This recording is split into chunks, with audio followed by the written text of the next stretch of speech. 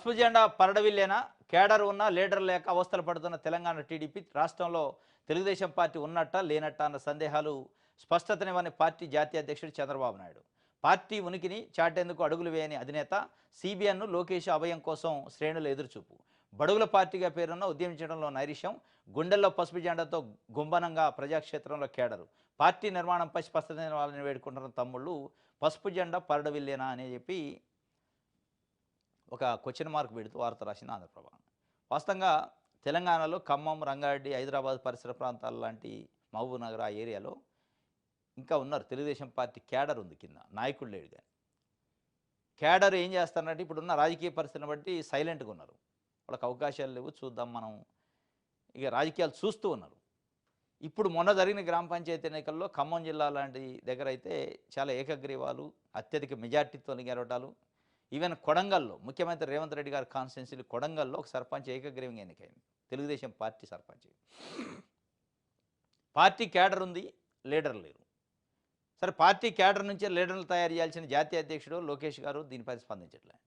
తెలంగాణలో ఏంటి అసలు మనం పార్టీ జాతీయ అధ్యక్షుడు అంటున్నారు చంద్రబాబు నాయుడు. జాతీయ అధ్యక్షుడు అయితే తెలంగాణలో తెలుగుదేశం పార్టీ పరిస్థితి ఏంది, దానికి అధ్యక్షుడు ఎవరు, ఇన్ఛార్జ్ ఎవరు, నియోజకవర్గాలకు ఇన్ఛార్జీలు ఎవరు, ఏ కాన్స్టిట్యున్సీకి ఎవరున్నారు అని కనీసం ఒక చిన్న సమీక్ష పెట్టే పరిస్థితి లేదు. వాళ్ళ బాధలు వాళ్ళకు ఉన్నాయి. అక్కడ వాళ్ళు 164 సీట్లతోని అత్యధిక మెజార్టీతో వచ్చారని పేరే కానీ మొత్తం బీజేపీ చేతిలో కీలు బొమ్మ అయిపోయారు చంద్రబాబు నాయుడు గారు, వాళ్ళ పార్టీ. ఒక 5 ఎమ్మెల్సీలు ఈ మధ్యకాలంలో ఖాళీ అయితే ఆంధ్రప్రదేశ్లో, ఒక 3 రాజ్యసభ సీట్లు ఖాళీ అయితే వాటిని నింపుకోవడానికి ఢిల్లీ పోయి పర్మిషన్ తీసుకోవాల్సిన పరిస్థితి వచ్చింది చంద్రబాబు నాయుడు గారికి. 5 ఎమ్మెల్సీల కోసం 3 రాజ్యసభ మెంబర్లని భర్తీ చేసుకోవడానికి ఇవి ఖాళీ అయినాయి, మమ్మల్ని ఏది తీసుకుంటారు, మీరు ఏది తీసుకుంటారు అని అడగాల్సిన పరిస్థితికి చంద్రబాబు నాయుడు గారు వచ్చింది. అత్యధిక మెజార్టీ అయితే వచ్చింది, కానీ ఎందుకో మొత్తం వాళ్ళ చేతిలో కీలు బొమ్మాయండి. ఎందుకంటే 1995 నుంచి 2004 వరకు ఇదే బీజేపీతోని చంద్రబాబు నాయుడు గారు పొత్తున్నాడు వాజ్పేయి ప్రభుత్వంలో, వాజ్పేయి ప్రధానమంత్రిగా ఉన్నప్పుడు. ఆ రోజు ఎప్పుడు కూడా ఢిల్లీ పోయి పర్మిషన్ తీసుకొని రాలేదు చంద్రబాబు నాయుడు గారు. ఢిల్లీ నుంచే బీజేపీకి సంబంధించిన దూత వచ్చేది, ప్రమోద్ మహాజన్ అని బీజేపీ జాతీయ నాయకుడు ఉండే, ఆయన పంపేది అద్వానీ, వాజ్పేయి. చంద్రబాబు నాయుడు గారు ఇంటికి వెళ్ళి చర్చించి సీట్ల వ్యవహారం మీద మాట్లాడి మనకెన్ని వాళ్ళకెళ్ళో మాట్లాడుకొని రండి అని చెప్పి వాళ్ళు వచ్చి ఇక్కడనే భోజనం చేసి ఇక్కడనే టిఫిన్లు చేసి గంటల తరబడి ఆయన ఇంట్లో కూర్చొని చంద్రబాబు నాయుడు గారి ఇంట్లో మాట్లాడేది. ఆ పరిస్థితి లేదు ఇప్పుడు. ఈయన సీట్లు ఖాళీ అయ్యే తెలుగుదేశానికి సంబంధించి, సీట్లు రావాల్సిన తెలుగుదేశానికి పార్టీకి సంబంధించి అయినా కానీ జాతీయ నాయకత్వం బీజేపీ జాతీయ నాయకత్వం దగ్గర పోయి అమిత్ షా, మోడీ అపాయింట్మెంట్ల కోసం ఎదురు చూసి వాళ్ళ పర్మిషన్ తీసుకొని వాళ్ళకు ఒక 2 ఇచ్చి వీళ్ళు ఒక 3 తీసుకునే పరిస్థితికి వచ్చారు. అది ఎమ్మెల్సీలో అట్టే జరిగింది, రాజ్యసభ మెంబర్లో కూడా అదే జరిగింది. రాజ్యసభ మెంబర్లు 3 ఖాళీ అయితే ఒకటి బీజేపీ, ఎమ్మెల్సీలు 5 ఖాళీ అయితే ఒకటి బీజేపీ.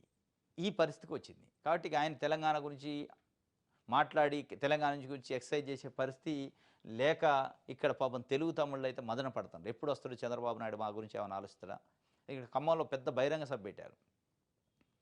అప్పుడు ప్రతిపక్షంలో ఉన్నప్పుడు, ఆంధ్రప్రదేశ్లో ప్రతిపక్షంలో ఉన్నప్పుడు ఖమ్మంలో బహిరంగ సభ పెడితే కొన్ని లక్షల మంది ఊహించిన స్థాయిలో ప్రజలు వచ్చారు. దాన్ని బట్టి అయినా ఆయన ఏమైనా టర్న్ తీసుకుంటే తెలంగాణలో పార్టీని బలహీనంగా ఉంది, బలహీనంగా లేదు, బలంగా ఉంది. కాబట్టి దీన్ని ఏమైనా స్ట్రెంథెన్ చేయడానికి ఇంకా లీడర్లను పెడదామని ఆలోచిస్తారేమో అనుకున్నాను, కానీ ఏం లేదు. ఇది మొత్తానికైతే పార్టీ పసుపు జెండా పరడవిల్లేనా అని చెప్పి ఒక వార్తనిచ్చింది. పరడవిల్లాలంటే అది లోకేష్ గారు, చంద్రబాబు నాయుడు గారి చేతిలో ఉంది.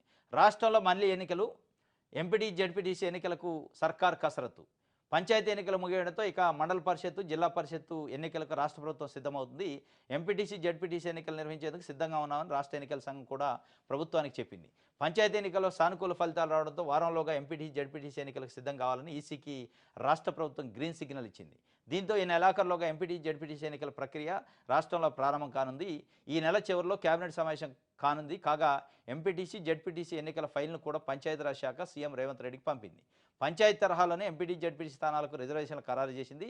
సీఎం ఆమోదిస్తే ఈ నెల 25 లోపు ఎంపీటీసీ జడ్పీటీసీ ఎన్నికల షెడ్యూల్ విడుదలయ్యే అవకాశం ఉంది. వచ్చే ఏడాది జనవరిలో ఎన్నికలు జరుగుతాయి.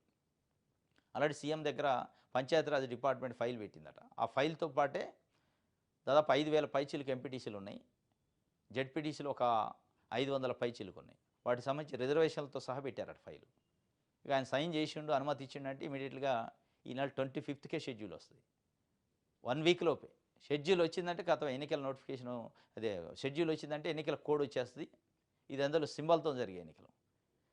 నాకు తెలిసి దాదాపు సంక్రాంతి ఆ మధ్య కాలంలో ఎన్నికలు కూడా నిర్వహించడం అయిపోద్ది, సంక్రాంతి వెళ్ళిన తర్వాత. ఇది మొత్తానికైతే ఎంపీటీసీ జెడ్పీటీసీ ఎన్నికలు మళ్ళీ ఎన్నికల వాతావరణం దాదాపు ఒక 15 డేస్ 20 డేస్ నుంచి ఎన్నికల వాతావరణం తెలంగాణ వ్యాప్తంగా గ్రామ పంచాయతీ సంబంధించి. ఇప్పుడు ఇది వస్తే ఈ కోడ్ తర్వాతనే ఏ పనులైనా ముందుకు పోతాయి వాళ్ళు. ఎందుకంటే ఇప్పుడు కాస్త పాజిటివ్ వేవ్ ఉంది, ఈ పరిస్థితుల్లో పెట్టుకుంటేనే ఎన్నికలు మంచిగా ఉంటుంది అనేది ఒకటి.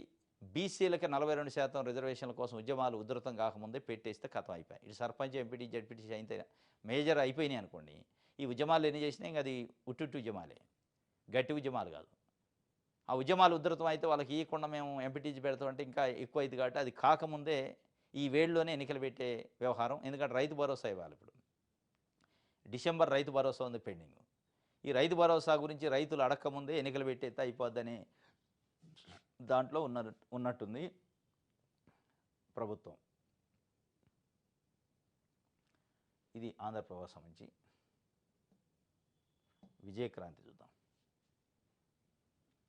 ఫీజులు ఎంత సారు ఇంకా విడుదల కానీ ఇంజనీరింగ్ ఫీజుల జీవో మొదటి సెమిస్టర్గా వస్తున్న పాత ఫీజులే. రాష్ట్రంలో ఇంజనీరింగ్తో పాటు ఇతర వృత్తి విద్యా కోర్సుల ఫీజులు ఇంకా ఖరారు కాలేదు. 2025-27 బ్లాక్ పీరియడ్కు కొత్త ఫీజులు జీవోను ప్రభుత్వం విడుదల చేయాల్సి ఉంటుంది. అయితే జీవో ఇంకా విడుదల కాలేదు. రాష్ట్రంలోని ఇంజనీరింగ్ కాలేజీల ఫీజులను నిర్ధారిస్తూ Telangana admissions and fee regulatory committee నెల రోజుల క్రితమే రాష్ట్ర ప్రభుత్వానికి ఫైల్ను సమర్పించింది. ప్రభుత్వం ఈ ఫీజులకు ఆమోదం తెలపాల్సి ఉంటుంది. ఆ తర్వాతే జీవోను విడుదల చేస్తారో. ఆ జీవో విడుదలైతేనే కొత్త ఫీజులు అమల్లోకి వస్తాయి. 2025-26 నూతన విద్యా సంవత్సరం ప్రారంభమై మొదటి సెమిస్టర్ కూడా కావస్తున్నా ప్రభుత్వం ఇంతవరకు ఫీజుల అంశాన్ని కొలిక్కి తీసుకురాలేదు. దీంతో ప్రైవేట్ కాలేజీల యాజమాన్యాలు ఆందోళన వ్యక్తం చేస్తున్నాయి. ఇప్పటికే ఫీజులు కూడా ఖరారు చేయాల్సి ఉండే. వాస్తవంగా ఏ కాలేజీకి ఎంత ఫీజు అనేది ఇది కాదు ఇప్పుడు, ఎందుకంటే వాళ్ళు రావాలా. ఎందుకంటే అరోరా రమేష్ గారు లాంటి వాళ్ళు దీనికి ఒక ఉద్యమానికి పిలిపించారు ఫీజు రీయింబర్స్మెంట్ పైన.